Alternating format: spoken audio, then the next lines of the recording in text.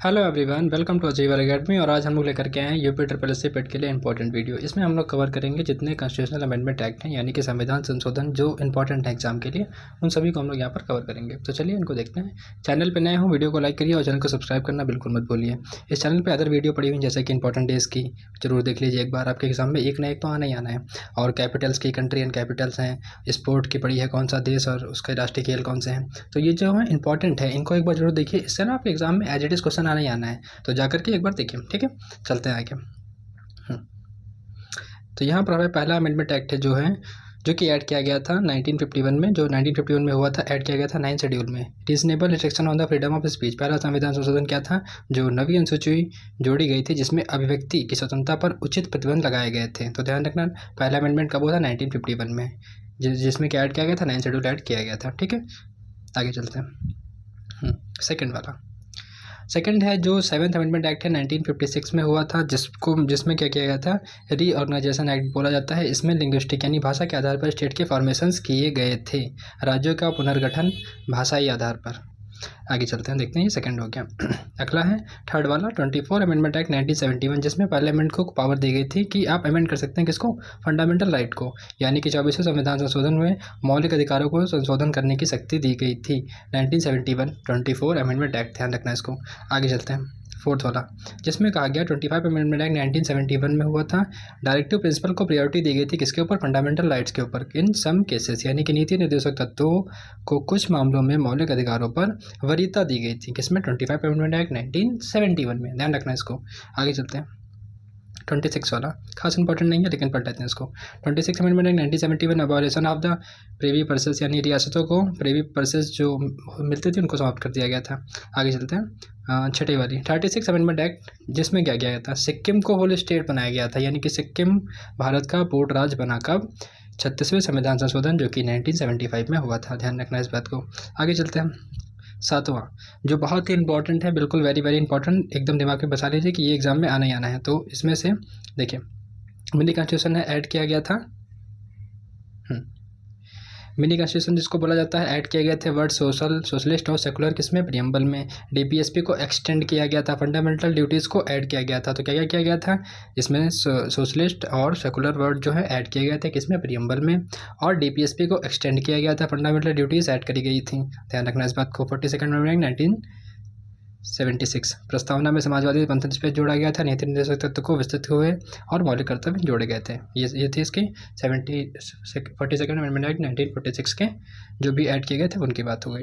अब आगे देखते हैं 44 अमेंडमेंट एक्ट 1978, जो right to property remove from the fundamental right and emergency provision को मॉडिफाई किया गया था, यानी कि 44 जो अमेंडमेंट एक्ट है 1978 में हुआ था, इसमें जो राइट टू प्रॉपर्टी है उसको रिमूव कर दिया गया था। कहाँ से? फंडामेंटल राइट से, और इमरजेंसी प्रोविजन को थोड़ा सा मॉडिफाई किया गया था। संपत्ति का अधिकार मौलिक अधिकारों से हटा दिया गया था और आपातकाल प्रावधानों में बदलाव किए गए थे, ध्यान रखना इस बात को। 44 amendment act 1978, right to property हटाया गया था, ये बार बार पूछा जाता है, इसको ध्यान रखना। ठीक है, आगे चलते हैं। हाँ, 52 अमेंडमेंट एक्ट जो कि 1985 में हुआ था, ये था एंटी डिफेंशन लॉ, यानी कि दल विरोधी कानून। इसमें 10 शेड्यूल को ऐड किया गया था, ध्यान रखना इस बात को। आगे चलते हैं, देखते हैं। अगला वाला है जो 61 अमेंडमेंट एक्ट, जिसमें वोटिंग की जो एज थी उसको रिड्यूस कर दिया गया था। कहाँ से? 21 से लेकर के 18 तक। कहाँ? 61 अमेंडमेंट एक्ट जो कि है 1989 में हुआ था, और 21 से 18 कर दी गई थी उम्र। वोट देने की जो एज थी उसको 21 से घटा करके 18 किया गया था।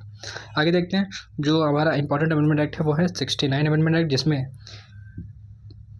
जिसमें जो दिल्ली को बना दिया गया था एनसीटी, यानी कि national capital territory with legislative assembly. 69 amendment act 1991 में हुआ था, तो ये भी इंपॉर्टेंट है, ध्यान रखना इसको। आगे चलते हैं, 73 amendment act, very very important, आपके सिलेबस में भी दिया गया है, इस पर क्वेश्चन आना ही आना, समझ लीजिए आप। तो पंचायती राज सिस्टम है, जिसमें थर्ड टीएम गवर्नमेंट की बात करता है। 73 अमेंडमेंट एक्ट 1992 में आया था। हाँ, आगे देखते हैं 74 अमेंडमेंट एक्ट जो कि है, यानी कि 74वां संविधान संशोधन, नागरिक स्थानीय निकाय लागू। 74 अमेंडमेंट एक्ट जो कि अर्बन लोकल बॉडीज़ की बात करता है। 73 पंचायती राज की बात करता है, ध्यान रखना इसको।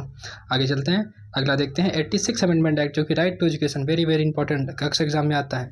86 अमेंडमेंट एक्ट जो कि सन 2002 में हुआ था, जो किसकी बात करता है? राइट टू एजुकेशन की, 6 से 14 साल के बच्चों के लिए, made fundamental right article 21A में।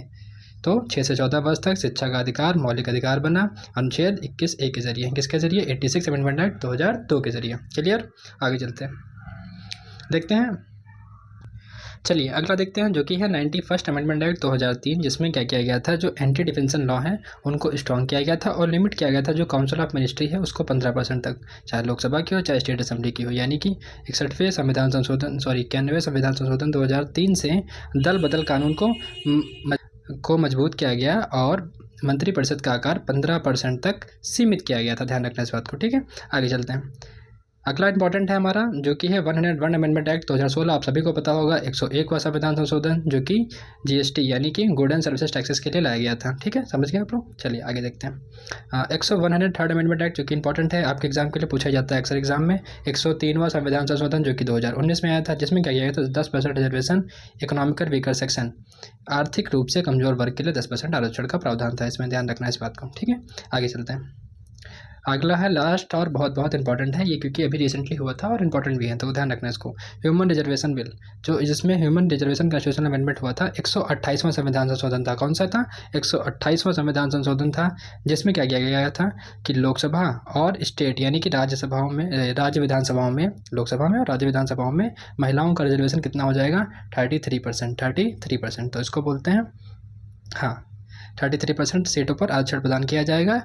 यह आरक्षण एससी और एसटी दोनों को और सामान्य वर्ग की महिलाओं को समान रूप से मिलेगा, तीनों को मिलेगा, एससी एसटी और जनरल कैटेगरी की जो महिलाएं उन सभी को मिलेगा। इसी को डिलिमिटेशन की बात होगा और इसी को कहते हैं नारी शक्ति वंदन अधिनियम। इसको ध्यान रखना है, नारी शक्ति वंदन अधिनियम भी इसे कहा जाता है। तो ये था इंपॉर्टेंट 128वां अमेंडमेंट एक्ट, जो कि ह्यूमन रिजर्वेशन की बात करता है।